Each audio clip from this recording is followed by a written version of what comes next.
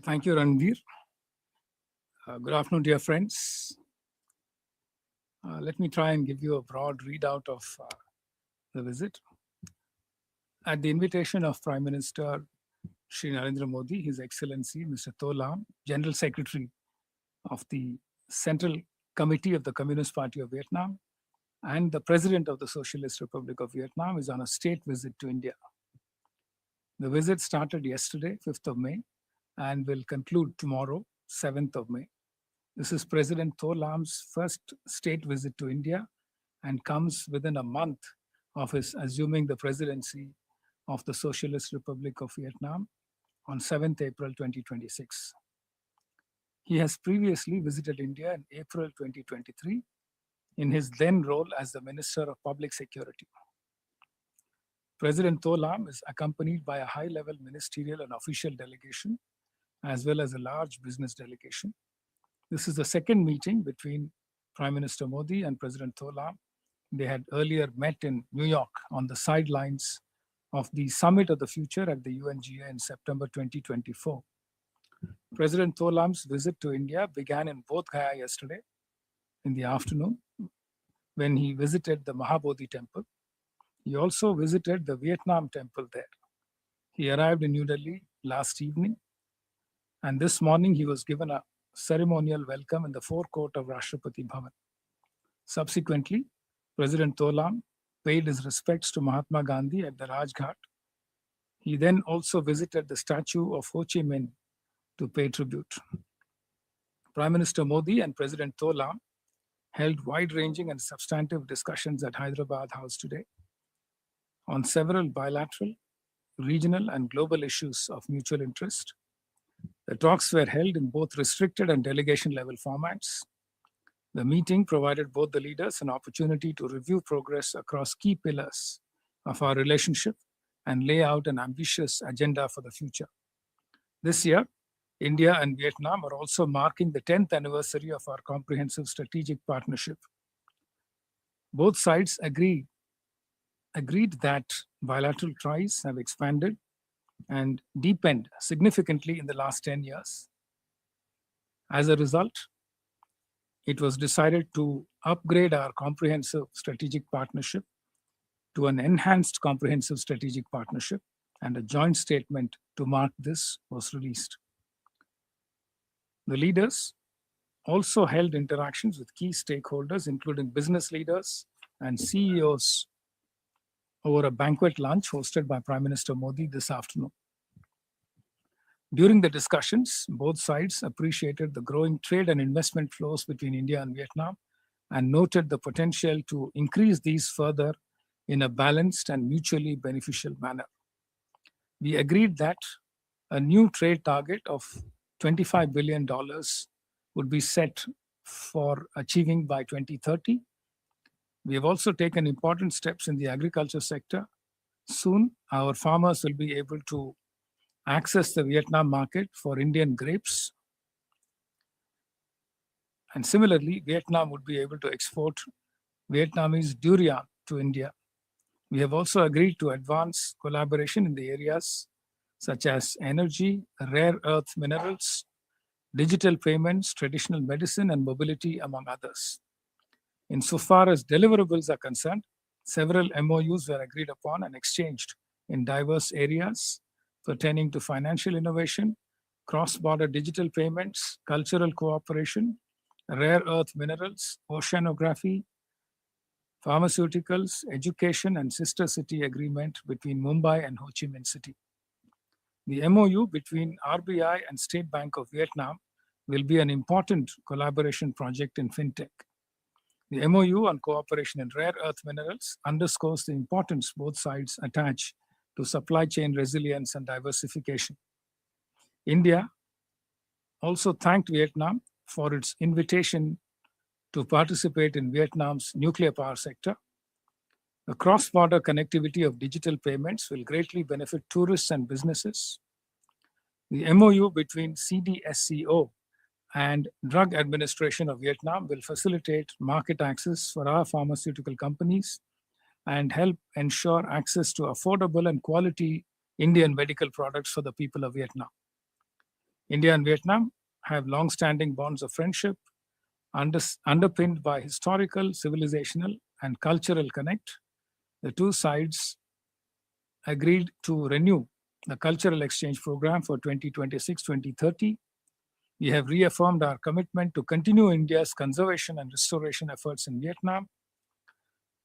India will extend support to establish a site interpretation center at the UNESCO World Heritage Site at My Son in Vietnam.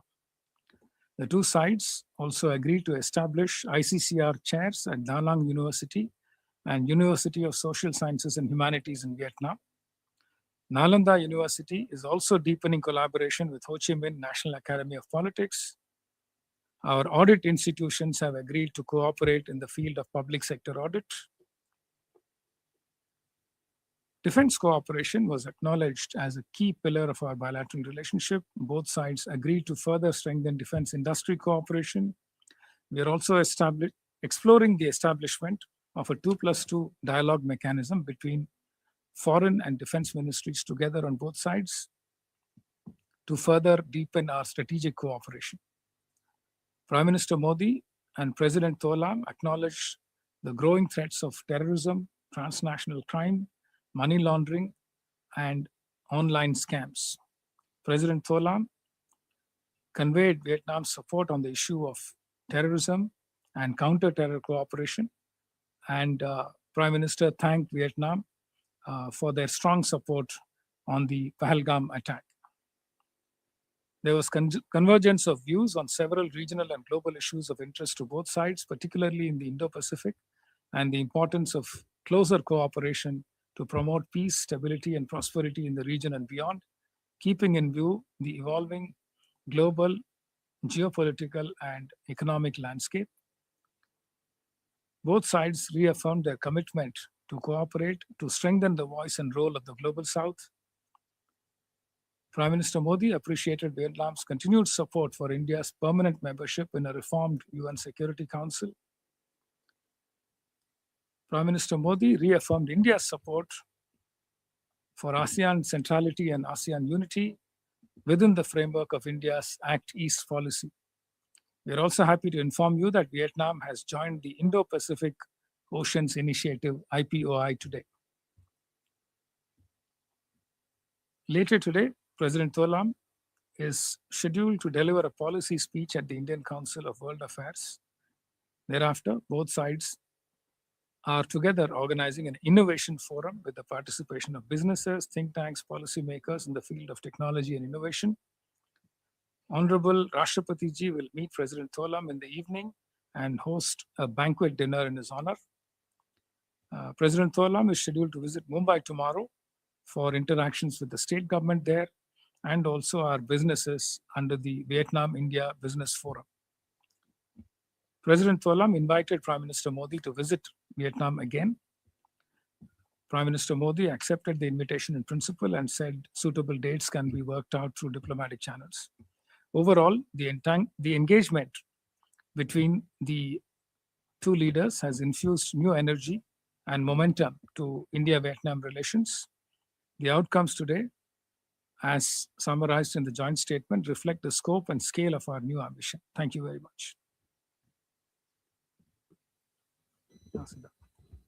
With that, we open the floor for some questions. We'll go from Huma. So, I'm Huma Siddiqui with the Stat News Global. You talked about the defense cooperation. So, was there any talk related to the BrahMos missile? Because that's something that Vietnam has been wanting. And the second, in the maritime cooperation, was there any discussion? Maritime cooperation. Siddharth? Hi, sir. Siddhant from Vion. But I think everyone wants to ask about BrahMos. But my question is, since ma'am was already asked about BrahMos, is on rare earths. So what's the plan like with Vietnam when it comes to going forward in that domain? Keshav? Thank you, Secretary Keshav Padmanabhan from The Print. My first question is on this. In the joint statement, you mentioned lines of credit for defense. Can you give us a sense of what has these lines of credits been achieved? Has there been any discussions on expansion? Any figure with regards to this? And the second question I have is on UNCLOS, because we know that Vietnam, has certain issues in the South China Sea. So was there any discussions with regards to UNCLOS? Did India raise its support for any of Vietnam's positions with regards to this? Thank you. We come here. Ayuanyu. Good evening, sir. Abhimanyu Sharma from CNBC TV 18. Sir, if you can shed some light on the kind of collaboration Vietnam is going to have with India on digital payments, particularly the usability of UPI outside India in Vietnam. Neeraj.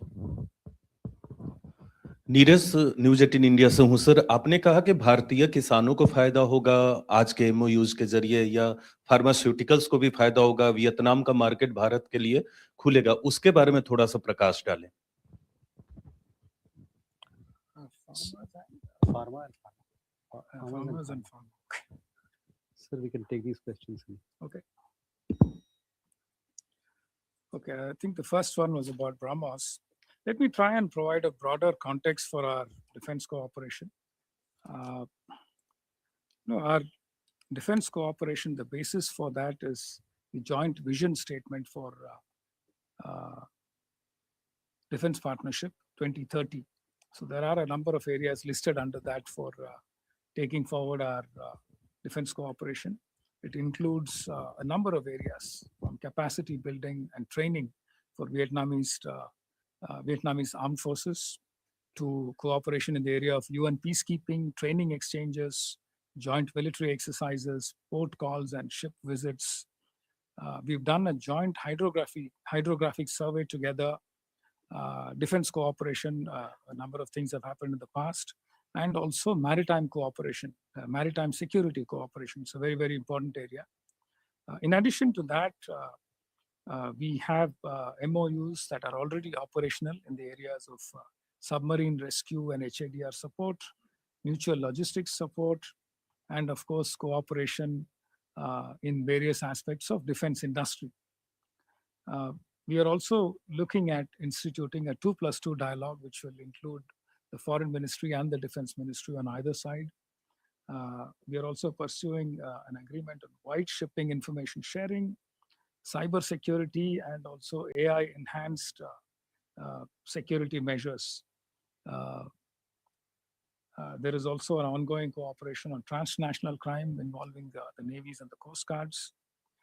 We had a visit of the member companies of the Society of Indian Defense Manufacturers visiting Vietnam in March 2026 to explore opportunities for defense procurement by Vietnam, to understand their needs and to see which of those needs can be met by our defense agencies, defense companies.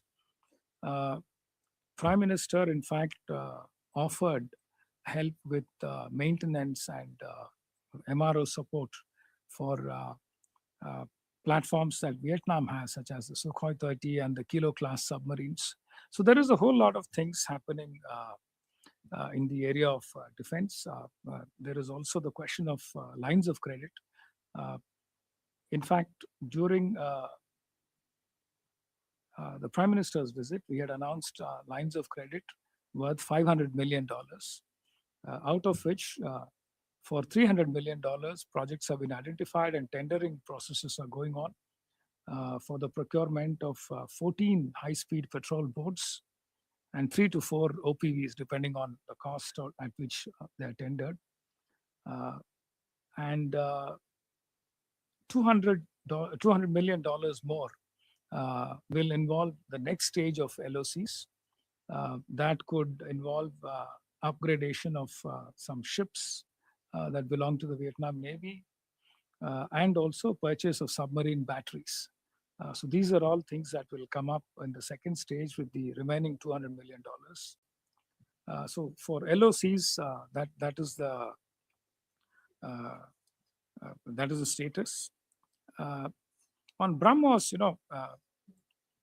in this broad context, I want to broadly state that Vietnam is a very important partner for us in the Indo-Pacific, and all these areas that we cooperate in are based on the broad premise that a strong Vietnam will serve the cause of peace and stability in the Indo-Pacific. We do talk about a number of platforms, and the BrahMos platform is also one of them. And you know, watch this space. On maritime cooperation, I broadly gave you the areas of interest for us. LOCs of defense also, we just went over that. On UNCLOS, let me just try and summarize our position. Our position on the South China Sea is nothing new. It is very well documented, and we've said it over and over again. We uphold the importance of maintaining peace, stability, security, and freedom of navigation and overflight in the South China Sea. And we support peaceful resolution of disputes in accordance with international law, in particular the 1982 UNCLOS, without resorting to the threat or use of force. We would also like to see a code of conduct that is both substantive and effective. And we are also stipulating that it should not prejudice the legitimate rights and interests of nations that are not party to these code of conduct discussions. And it should be fully consistent with international law and the UNCLOS 1982. So our cooperation between India and Vietnam on maritime security and on the safety and stability of the Indo-Pacific rests on the bedrock of our comprehensive strategic partnership and the fact that the level of mutual trust and respect between the two sides has been very strong and consistent. So broadly, that is our position on UNCLOS. UPI and digital payments, we've signed an MOU. Our expectation is that given the large number of tourists who travel to Vietnam, which is in the range of about 800,000 per year, that was the number of tourists we had last year. And in fact, our ambassador tells us that very soon we are going to hit the 1 million mark. Plus the Vietnamese tourists who come to Buddhist sites in India. So given the increase in connectivity with more and more direct flights coming on stream, it's possible that we will have larger numbers to deal with and to facilitate easier shopping and meeting other expenses. A direct connectivity between the payment systems would be helpful. And that is the logic that drives the connectivity between the payment systems. आपने पूछा था farmers, agriculture और pharmaceutical cooperation के लिए. इसमें एक बात है, market access जो trade negotiations के तहत हो रहे हैं IT का review में और bilateral discussions में भी हमारा एक main request रहा है वियतनामी side से कि हमारे एग्रीकल्चरल प्रोडक्ट्स हो, मैरीन प्रोडक्ट्स हो, फार्मास्यूटिकल प्रोडक्ट्स हो, उनके मार्केट एक्सेस को फैसिलिटेट करना चाहिए. जैसे कि आप जानते हैं हमारा जो बायलैटरल ट्रेड है करीब $16 बिलियन है, जिसमें हमारे एक्सपोर्ट्स हैं 6 बिलियन और वियतनाम के एक्सपोर्ट्स 10 बिलियन हैं. और इसमें हमारे फार्मास्यूटिकल एक्सपोर्ट्स के लिए मेन रिक्वेस्ट ये है कि जो हमारे ड्रग्स और ड्रग कंपनीज US FDA या यूरोपियन मेडिकल अथॉरिटी EMA के अप्रूवल्स प्राप्त कर चुके हैं, उनके ड्रग्स के अप्रूवल्स को फास्ट ट्रैक करना चाहिए. वो हमारा एक ब्रॉड रिक्वेस्ट है आसियान साइड से और हमारे ASEAN individual member state partners से भी. और रेगुलेटरी कोऑपरेशन के लिए हमने एक MOU भी साइन किया है जो आपको जॉइंट स्टेटमेंट से मिल जाएगा. और डिजिटल हेल्थ और एडवांस्ड हेल्थ स्टैक्स वगैरह के बारे में भी कोऑपरेशन एक्सप्लोर करने के बारे में बात हुई थी. ऑन एग्रीकल्चर, जैसे कि मैं बोल रहा था, फ्रूट्स के लिए डिस्कशंस हुए थे. वियतनाम के दो पर्टिकुलर फ्रूट्स हैं जो उनके प्रायोरिटी हैं, ड्यूरियन और पोमेलो, और हमारे दो प्रायोरिटीज हैं, अनार पोमोग्रेनेट एंड ग्रेप्स। तो ड्यूरियन और ग्रेप्स के लिए एग्रीमेंट हो गए हैं। Hopefully the other two also will be able to move forward. Broadly यही था हमारे जो आपने एरियाज रेज किए थे, but I will be happy to take more questions. Thank you. Sorry, rare earths, okay, I completely missed that. True, true. Rare earths, आज के आप MOUs के लिस्ट में देखेंगे, there is an MOU signed between VNATOM, the Vietnamese agency that regulates rare earth related matters, and Indian Rare Earths Limited, IREL. The broad premise of cooperation is that Vietnam has a fair amount of rare earth minerals available in their territory, and we want to try and see if we can work out some arrangement, a joint venture, where we can collaborate with Vietnam. But before we do that, IREL wants to take a look at their samples. So Vietnam would be providing us with some samples, which we will evaluate in India, and then we would go there and undertake further investigations to see what kind of cooperative structure we want to develop between the two of us. If necessary, we will do a joint venture to not only extract the rare earth minerals, but also to beneficiate them and process them further, and to look at sharing the output in some way based on mutual agreement. Two more questions. So first, Kalol there. Kalol Bhattacharjee from the Hindu, sir. So as Vietnam and India intensify relation, can we ask this question, is this relation aimed at any particular power in Asia, and other Asia, Indo-Pacific region? Or does this relation stand on its own? Jugal. Sir Jugal from the Collective Newsroom for the BBC. Just a small clarification. You mentioned Prime Minister spoke about MRO facilities for Sukhoi 30 and the submarine batteries. Could you just elaborate a bit on that? Is this something from this visit, or you were mentioning something about the past agreements? Thank you.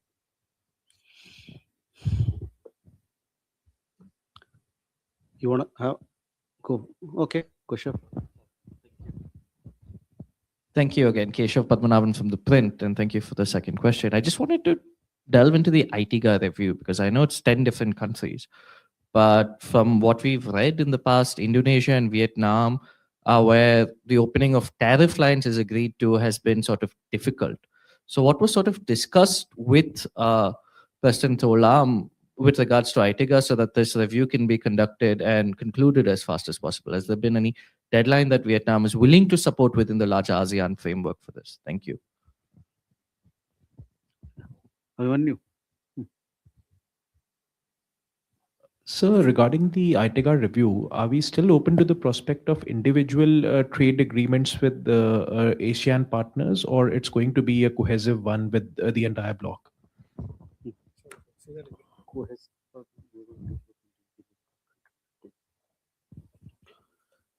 So we can take these questions.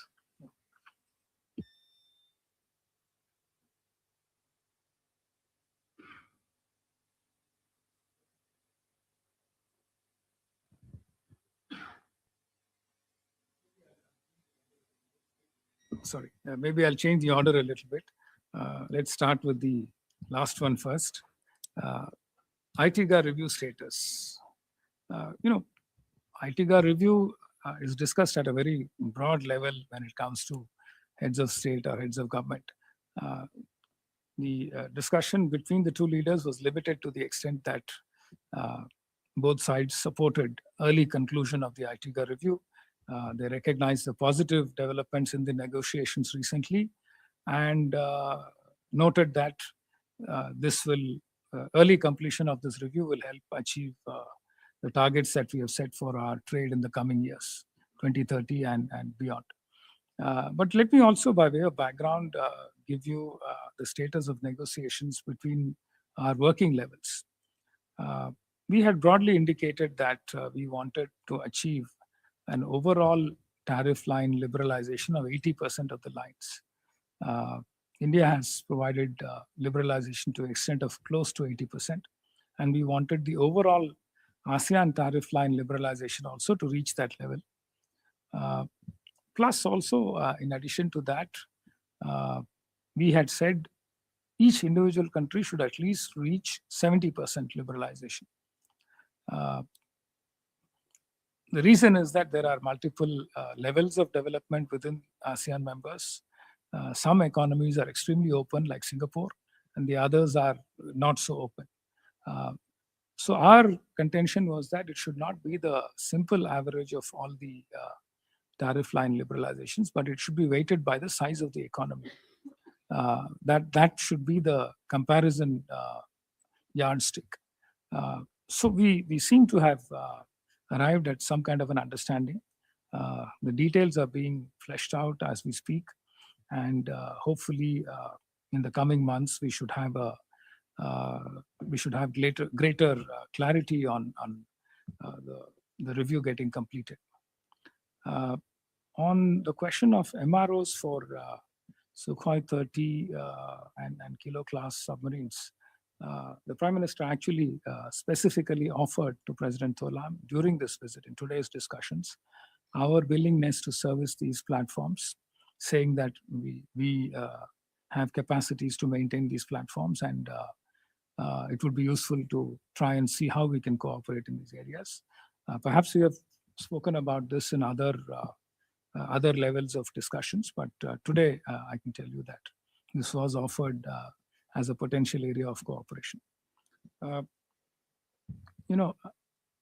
We are talking about India-Vietnam relations, your question about whether these are aimed at anyone. No, let me try and say our Act East policy is broadly oriented towards achieving greater peace, security, and stability in the Indo-Pacific on the basis of free, open, inclusive Indo-Pacific with peaceful resolution of disputes and the other principles that I underlined in my opening remarks. So to that extent, all partners who are willing to work with us under various platforms, including the one that we lead, which is the Indo-Pacific Oceans Initiative, which has 7 pillars, and there are about 23 members who join us to lead or co-lead various parts of these 7 pillars.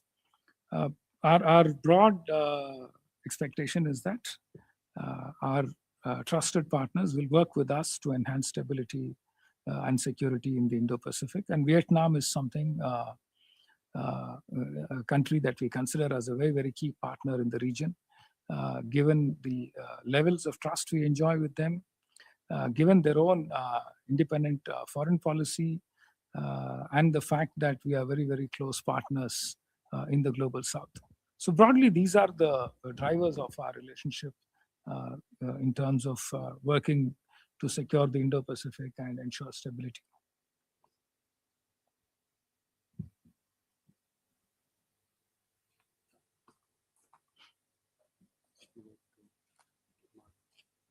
The MRO bol diya. I went in the opposite order.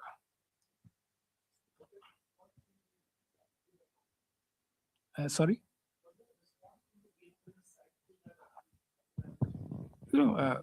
President Tholam thanked us for the offer and said he will get the teams to study. So broadly, that was the response. With that, if there are no more questions, thank you very much, ladies and gentlemen. Please do follow the visit. From here, President Tholam will be traveling to Mumbai, where we have intensive business engagements lined up. Thank you very much. Thank you.